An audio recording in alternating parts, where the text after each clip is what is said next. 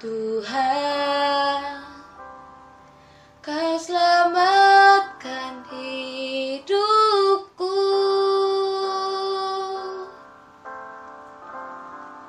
Dengan apa akan ku balas segala kebaikan-Mu? Segenap hatiku menyembah-Mu, Yesus. Ku bersyukur padamu selamanya.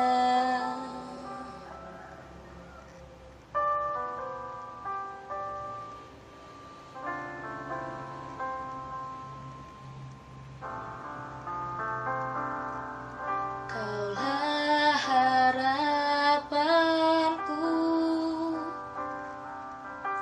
hidupku dalam-Mu. Terima kasih Tuhan, Kau selamatkan hidupku.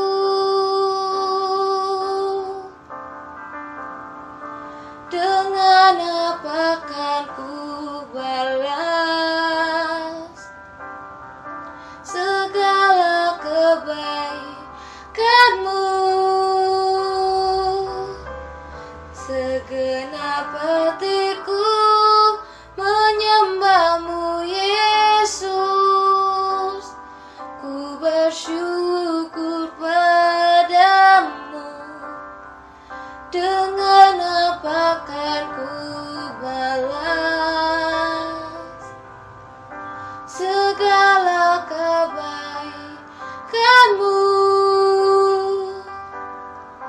Segenap hatiku menyembah-Mu, Yesus. Ku bersyukur padamu selamanya.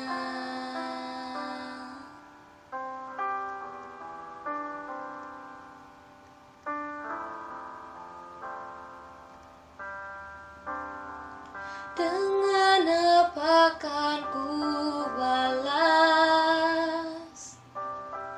segala kebaikan-Mu?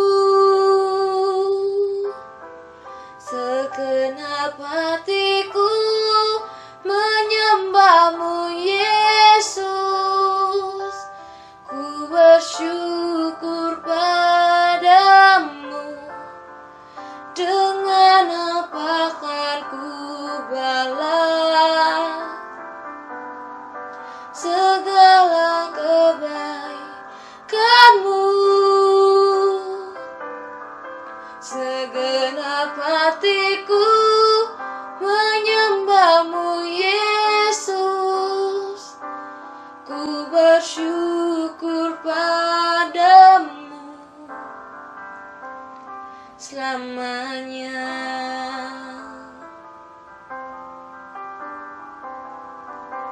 Ku bersyukur padamu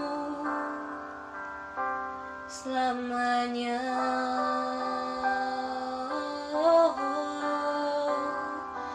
Selamanya.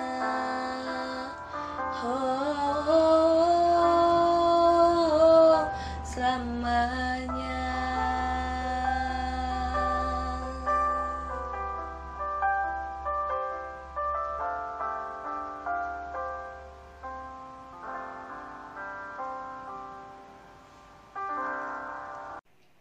Selamat pagi teman-teman sekalian, bertemu lagi kita dalam Mode On Morning Devosi setiap Sabtu. Biarlah kiranya kita tetap semangat, kita tetap sukacita. Lelah memang ya sepanjang minggu ini ya, padat sekali. Mungkin kita bergumul dengan semua hal, pelajaran-pelajaran dan lain sebagainya. Tapi biarlah kiranya hari Sabtu ini kita mau tenangkan hati kita sejenak. Kita mau teduhkan hati kita. Kalau ada beban dalam hatimu, dalam pikiranmu, datanglah kepada Tuhan. mintalah Dia yang menguatkan kita, memberikan pertolongan bagi kita untuk menjalani hari-hari ini dengan luar biasa. Ingat, beberapa minggu yang lalu, ya, kita sudah membahas di sesi yang pertama dari Matius 1 ayat 1 sampai 17 ini, bahwa Tuhan tidak pernah lupa janjinya. Dia akan menggenapinya. Tuhan tidak pernah ingkar dengan janjinya, Dia pasti akan kabulkan itu. Dan di sesi yang kedua dari Matius 1 ayat 1 sampai 17 itu, kita sudah belajar bahwa Yesus adalah Allah bagi semua orang. Mungkin kita bukan orang terkenal, mungkin kita bukan orang hebat, mungkin kita bukan orang yang luar biasa, tetapi kita, kamu dan saya, diperhatikan oleh Yesus. Dan Dia pasti memberikan yang terbaik bagi kita sekalian. Kita yang bukan siapa-siapa ini, kita yang tidak menonjol, tidak hebat ini, di tangannya lah kita menjadi luar biasa. Amin. Hari ini kita masuk sesi yang ketiga, Matius 1 ayat 1 sampai 17. Kita akan angkat satu tema, yaitu Allah bisa memakai siapa saja yang dikehendakinya. Yuk mari kita berdoa sebelum kita merenungkan bagian ini.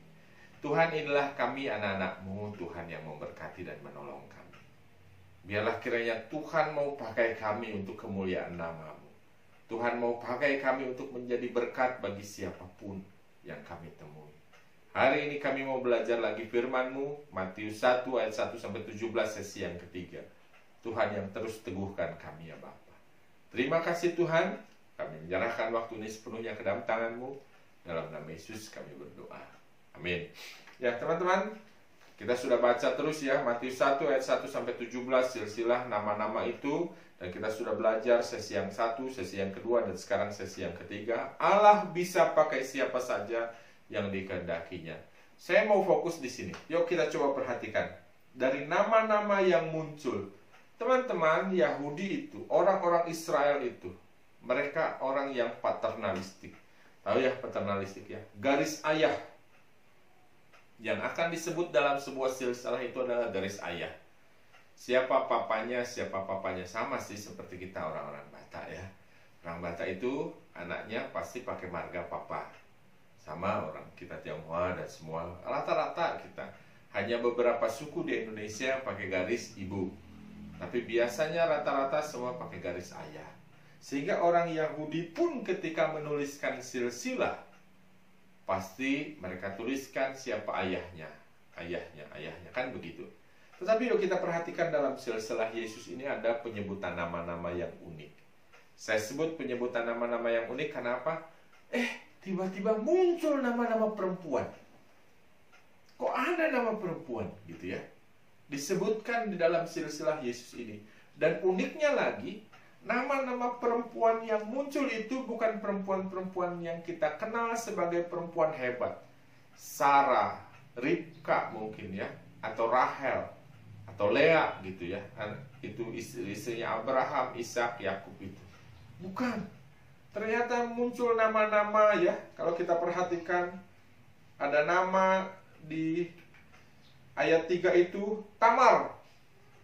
Tamar kita tahu ya, seorang menantu Yehuda yang kemudian ketika suaminya meninggal, lalu dia menjadi pelacur dan dia punya anak dari mertuanya. Lalu kemudian setelah Tamar muncullah nama Benadab, Nahason, Salmon, Rahab, Boaz, Obed, Ruth. Ruth memang secara karakter dia baik, orang yang setia kepada mertuanya Naomi. Tapi Ruth bukan orang Israel. Dia orang Moab, ya. Orang Israel biasanya tidak mau mencantumkan nama bangsa lain. Mereka terus mencari darah murni, ya. Tetapi disebutkan nama Ruth. Kemudian terus ada nama-nama lain lagi ya, seperti misalkan ada Tamar, ada Ruth, ada Rahab di situ. Rahab kita tahu ya, dia pelacur yang menyelamatkan orang-orang 12 pengintai yang pengintai tanah Kanaan itu. Jadi kita perhatikan baik-baik di sini. Dalam silsilah Yesus yang biasanya dimunculkan nama-nama pria, tiba-tiba muncul nama wanita. Nggak biasa ini. Dan lebih tidak biasa lagi karena apa?